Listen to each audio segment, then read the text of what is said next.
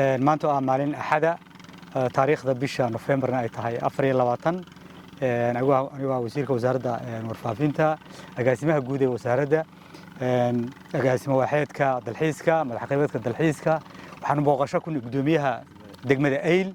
waxaan booqasho ku nimi Amal Village xaafadda Amal baan ku nimi waliba qaybteeda maartay dhiraynta waxaa jirtay 27kii bishii September maalintii dalxiiska Eyl markaan ku qabanay Amal Group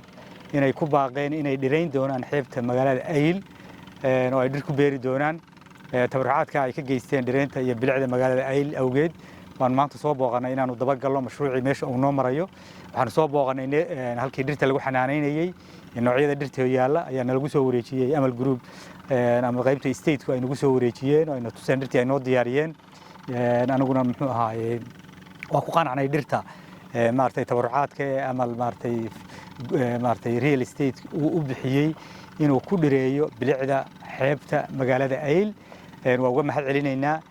waxyaabo qurux badan oo far badan oo maartay xaafadan oo magaalada Garowe Darisla maartay bay soo kordhiyeen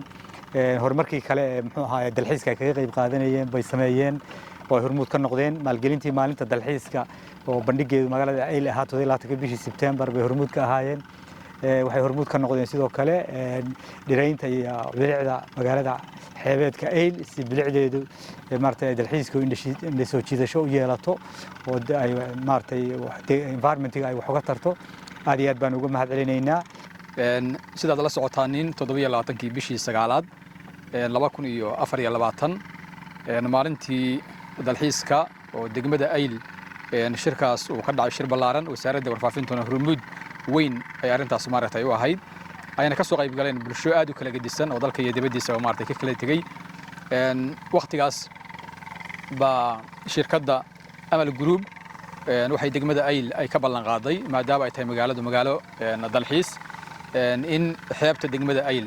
ay dhirayn ku sameynayso oo ay cagaarinayso maadaama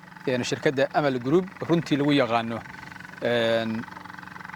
in ay deegaano badan ay cagaarisay meelo badan oo runtii maaragtay saxare ama banaan iska ahaaba ama meeshan hadda xaafadan hadda aynu joogno sidii ay shalay ahayd maanta ma aha maanta runtii waa meel bilic weyn leh waa meel qurux badan waa meel maaragtay green ah oo cagaar ah oo runtii aan la soo oran karin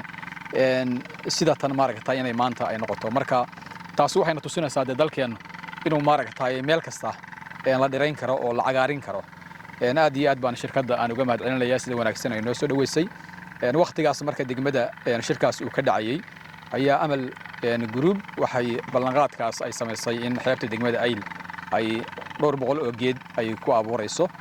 oo ay xeebtaas ay cagaarinayso arintaasana marka annaga iyo degmahan iyo wasaaradda wasiirku maartay hormuud oo nagu yahayba shirkadda ayaa maakan maartay aanu kala hadlaynay maantana aanu nasiib aan u yeelanay isagoo wasiirkuna hogaaminaya inaanu xaafadii Amal aanu nimaano arintaasna maartay aanu ka hadalno isla markaasna de ballanqaadka ay sameeyeen Amal Group ay yiraahdeen sidii uu maartay naga yahay sida ugu raxsaha badan baan maartay dhirtaas aanu ku wareejinaynaa dhir kaliya ma ahan oo wareejinteed laakiin waa dhir dhammaystiran haday noqoto abuuristii godadkii maartay la diyaarinayo xayndaabkii siligii maartay meeshaas lagu xafidi lahaa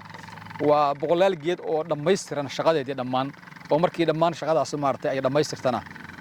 si guud degmadu ay ula wareegayso kadibna ka warhaynteeda iyo xanaaneynteeda iyo dhaqaaleynteedaba ay degmadu maaragtay ay kafaala qaadayso